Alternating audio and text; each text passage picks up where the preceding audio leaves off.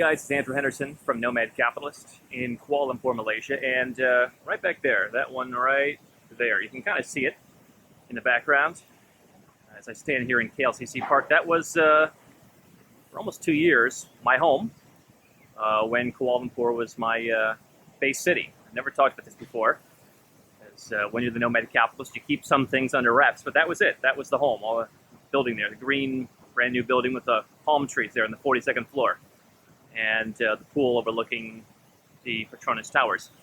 And this isn't one of those videos where I'm going to talk about how to live in Southeast Asia for cheaply.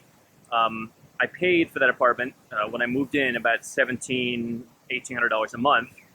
Got a little bit of a deal for having them do some renovations before I moved in. At the bottom of the Malaysian ringgit, when the Malaysian ringgit reached its very lowest point, I was paying barely 1,200 bucks.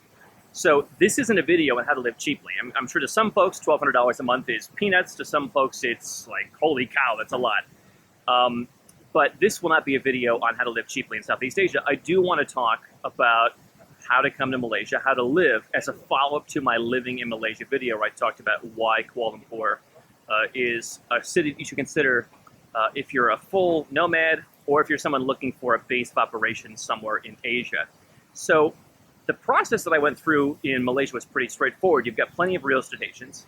As many countries in Asia, a lot of locals don't use real estate agents so much. They're more of a Western phenomenon. Some of them aren't that organized, but you can find a few that are good. And so I just went trolling through the different websites, found some listings, called some folks, had a couple of agents not show up on me to show the property, but finally found an agent, Chinese guy, who showed me some different properties, including that one right back there. Nice, beautiful, very spacious, luxury two-bedroom place, looking right out at the towers. And signed a lease. Went very nicely. Here in Malaysia, you don't have to be a legal resident to have a lease. You can be a tourist.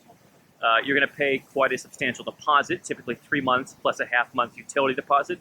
That covers your first month. But I put down, as I recall, 5 or 6 grand, moved right in, and everything was ready to go, fully furnished. Just had to add my own touches. So, you know, I've talked before about how I think that Malaysia is definitely an underrated place to live. This is one of the reasons why. The value that you get in terms of the quality and the size of the housing, I think, is probably the best in Asia.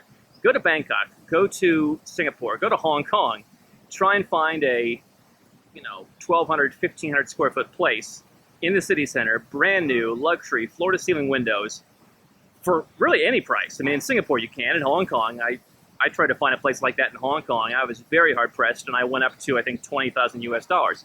Try and find that place for $1,200, $1,700 anywhere else in Asia. When you look at Bangkok, you've got a lot of very small apartments. It's historically very small. Singapore is very small. Here in Malaysia, I've called it the United States of Asia in the good ways.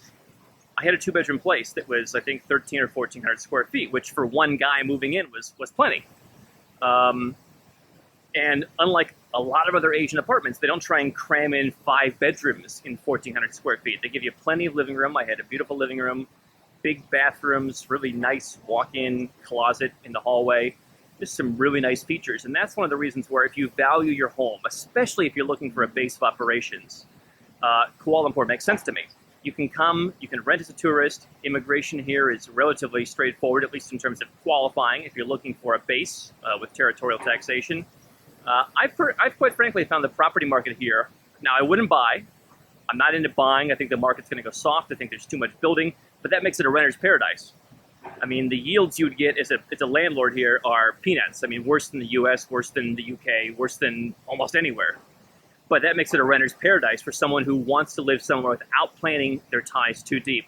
So if you want a base of operations, come and look at Kuala Lumpur.